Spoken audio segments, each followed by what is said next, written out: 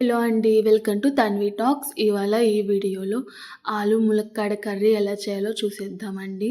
ఎవరైతే మన channel first time చూస్తున్నారో మన ఛానల్ని అయితే సబ్స్క్రైబ్ చేసుకోండి. కావాల్సిన పదార్థాలు 3 టమోటాలు, ములక్కాయ, కొత్తిమీర, కరివేపాకు, ఉల్లిపాయ. నేను ఆలు ఇక్కడ పెద్దగా కట్ చేసి పెట్టుకున్నానండి. అలాగే మసాలా పేస్టు. ఇవి కావాల్సిన పదార్థాలు.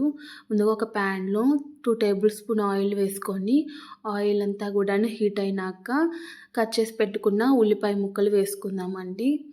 ఇవి కొంచెం మూత పెట్టుకొని సిమ్లో పెట్టుకొని ఉల్లిపాయ ముక్కల్ని బాగా ఫ్రై అవనిద్దాము. ఉల్లిపాయ ముక్కలు ఫ్రై అయిన తర్వాత కట్ చేసి పెట్టుకున్న టమోటా ముక్కలు వేసుకుందామండి. ఈ టమోటా ముక్కలు కూడాను బాగా మగ్గాలన్నమాట. ఇందులోనే కొంచెం రుచికి సరిపడినంత ఉప్పు, అలాగే కొంచెం పసుపు వేసుకుందామండి. ఇవన్నీ కూడాను బాగా కలిసేలాగా కలుపుకుందాము. కలుపుకొని మూత పెట్టేసేసి టమోటా ముక్కలు, ఉల్లిపాయ ముక్కల్ని బాగా మగ్గనిద్దామండి.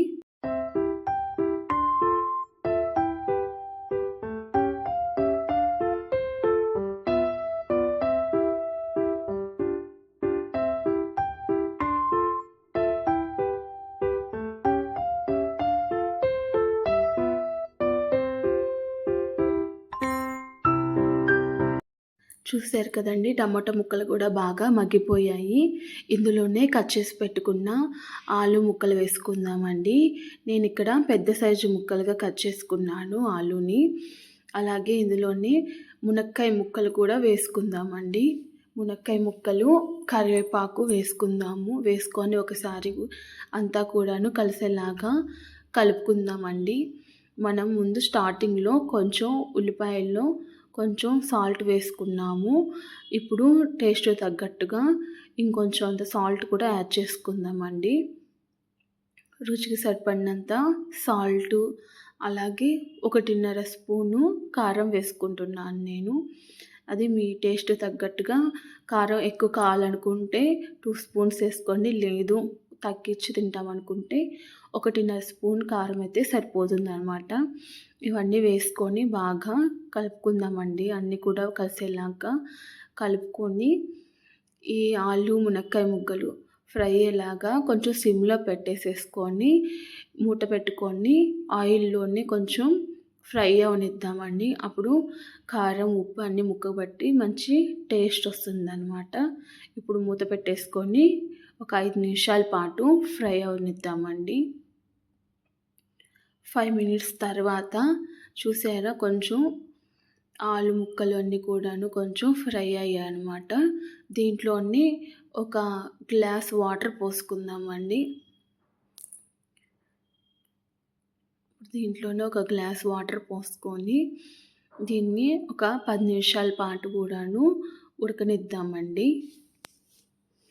మొత్తం అంతా మిక్స్ చేసుకొని ఒకసారి మీడియం ఫ్లేమ్లో పెట్టుకొని ఒక 10 మినిట్స్ పాటు కూడాను బాయిల్డ్ అవనిద్దాం.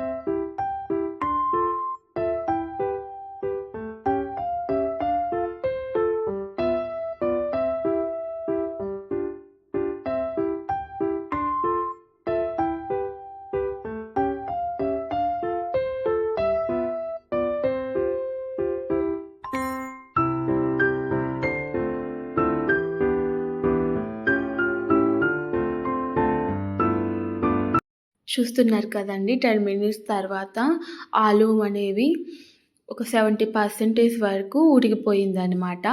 ఇప్పుడు దీంట్లో ఒక 1.5 టీ స్పూను మసాలా పేస్ట్ వేసుకుందామండి.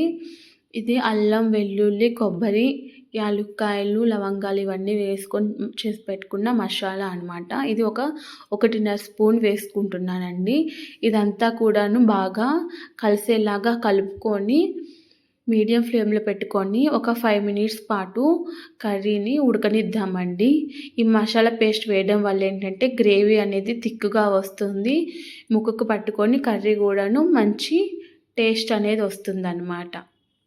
ఇప్పుడు మూత పెట్టుకొని ఒక 5 మినిట్స్ పాటు బాగా ఉడకనిద్దాము. 5 మినిట్స్ తర్వాత చూద్దామండి. చూస్తున్నారు కదా, 5 మినిట్స్ తర్వాత చూడండి ఎంత థిక్‌గా అయిపోయిందో గ్రేవీ అంతా కూడాను. ముక్క కూడా బాగా ఉడికిపోయినాయి అనమాట ఆలు మునక్కాయలు. చాలా టేస్ట్ అయితే చాలా బావుంటుందండి. నాకు ఈ స్ట్రక్చర్ సరిపోతుందనమాట. ఎందుకంటే మనం గ్యాస్ ఆపేసిన తర్వాత కూడాను గ్రేవీ ఇంకా థిక్‌గా అయిపోతుందనమాట. చల్లారే కొద్దీ ఇంకా దగ్గరకొస్తుందనమాట. కాబట్టి నాకు ఈ స్ట్రక్చర్ సరిపోతుంది. ఫైనల్‌గా ఇందులోనే సన్నగా తరిగి పెట్టుకున్న కొత్తిమీర వేసుకొని అంతా కూడాను ఒకసారి కలిసేలాగా కలుపుకుందామండి. ఇంతేనండి, ఎంతో టేస్టీ ఆలు ములక్కాయ కర్రీ అయితే రెడీ అయిపోయింది. ఇది అన్నంలోకి, చపాతీలోకి అండ్ అలాగే పూరీలోకి చాలా బాగుంటుందండి. ఎవరైతే మన ఛానల్ చూస్తున్నారో మన ఛానల్ని అయితే సబ్స్క్రైబ్ చేసుకోండి అండ్ అలాగే లైక్ చేయండి.